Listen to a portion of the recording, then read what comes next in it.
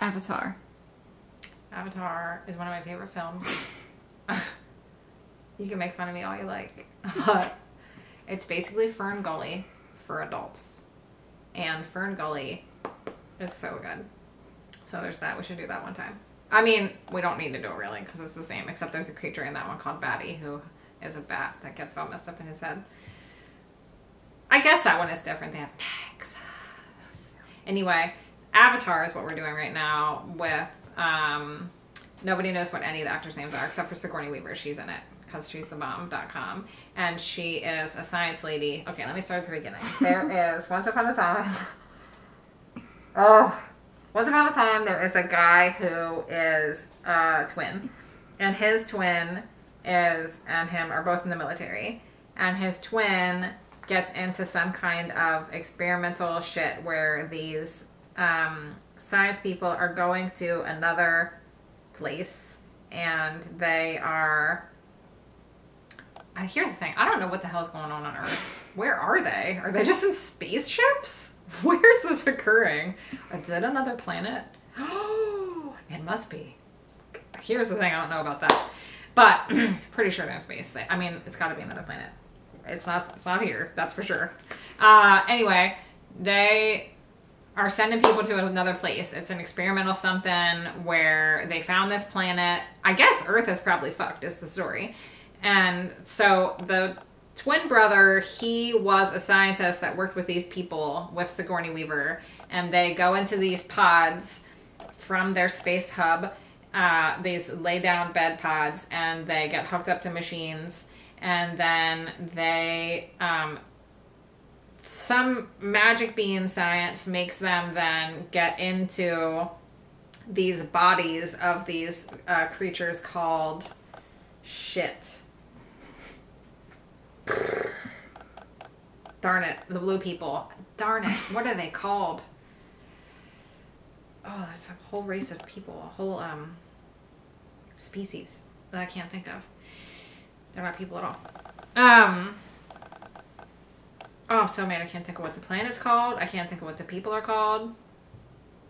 Anyhow, they go into these, they animate the bodies of these creatures, and they walk around in their world, and they communicate with them, and they try to make peace with them and try to work with them. Sigourney Weaver works with the kids. She has a whole school there, and so there's time goes on and on and on where they have relationships with these beings, and they have peace and whatever. But then some military hothead dudes go in with machines and like big robot things that they control. And the thing is that the planet has crazy resources that we need. We don't, you know what I'm trying to say, that we want to go and steal. And they have like these magic powers inside their planet, and their planet's amazing, and everything's going good there. It's a magical wonderland forest where all the things are beautiful and everything's in tune with itself. And it's really cool. But the people who live there, oh, and they also have like a magic tree that they hook themselves up to with their tail, their tail.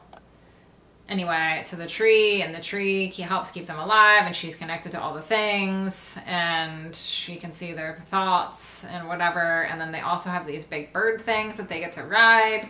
Anyway, okay, so that dude dies or some shit. And then they find out that his brother was also in the military, his twin brother. So they go and they get him because they're like the only person who can run that avatar, that body in there has to have his DNA. It has something to do with that. So they get him and they train him how to do it. But here's the thing. He also was wounded in the war or some shit. And so he is paralyzed from, I think, the waist down. And so he's in a chair and his legs don't work. And so he is like, I'll do it, because when he goes into that body, then he gets to have a body that runs around, and he doesn't anymore. So he's super pumped about that, but also he hates the people, and he's not smart like his brother was, and he also just doesn't give a shit about their project.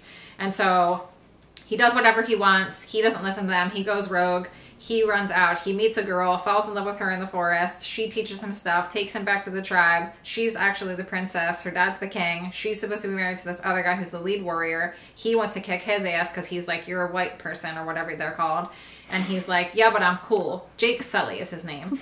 And then, so the girl is like, no, he's not a dick. And they're like, yes, he is. And then the mom's like, hook him up to the tree. And the tree's like, he's fine. So then he gets to stay with them and he learns about them. And then the bad guy ends up using him to fuck them over. And the whole thing gets broken down. And and also like he gets in because the warrior guy realizes that he's super cool because he gets the big fat awesome bird thing, dragon bird thing, to be his dragon bird thing. And then the guys come and he tries to warn them, and then she's like, no, you screwed us over, you fucking traitor. And everybody thinks he's a traitor. Oh, and then he's in this pod thing in the forest, and everything's collapsing. There's a whole lot of other people in this movie who are really cool, but like on the team, on the science nerd team, and then the tribe is really cool. And really cool creatures. Oh, there's a cat thing that's scary. Oh, but then she ends up fucking riding it. It's really cool. Or does he ride it? She rides it. And anyway, they get like the whole planet comes together to try to get the humans out. Like the fucking trees and the animals and the birds and all the things, and the tribes from all over the fucking place come together and try to fuck them up. But they end up cutting down that tree and shit goes to shit. And Jake Sully ends up dying. The mom dies, I'm pretty sure. Jake Sully dies. The girl hooks him up to the tree. He comes back to life. I think Sigourney Weaver dies. They bring her back to life. Somebody. I think she dies, but they bring Jake Sully back to life. The mom is pissed off at him. Everybody's mad at everybody. I think the other friend dies in the pod thing. He ends up fighting the big bad guy in the robot machine, and he kills his robot machine. So then the human comes out and he has to fight him with a knife. He ends up beating him, but he gets super fucked up. Oh, I said already, he dies. He gets brought back to life. I think everything then works out at the end where it's like he's gonna stay and be with the girl, and the warrior guy's like, I got you, bro, we're good. And they have to fucking figure it out because the planet ain't dead, just that tree got dead. Did the tree get dead? Yeah, they fucking tore that shit down, man. It falls. It's so fucking horrible and dramatic, and you cry when it happens. Well, I mean, I do. Every time I see it. Jake Sully. She says his name funny. They don't speak the same language, and so they have to teach each other the language, and they have those romantic stuff where she shows him the glow-in-the-darky stuff in the forest, and she laughs at him because he gets fucked up. But there's a lot of stuff that he does that's super wrong, and he is a big dupe. But he cares about them, and he fucking helps them out. And there's some kind of legend about whoever rides the fancy dragon bird thing is the one who's going to come back and save all the days. And he gets to ride that one, because that one's like a mean one. And super more mean than the other ones are. But he kicks ass with that thing. And it's fucking so good. It's gorgeous. And it's so good. Ugh, it's so good. It's like the planet's gonna be alright, and humans suck, and they can suck it. Suck it. Robot, human, people. Nature. That's it. The end. It's good.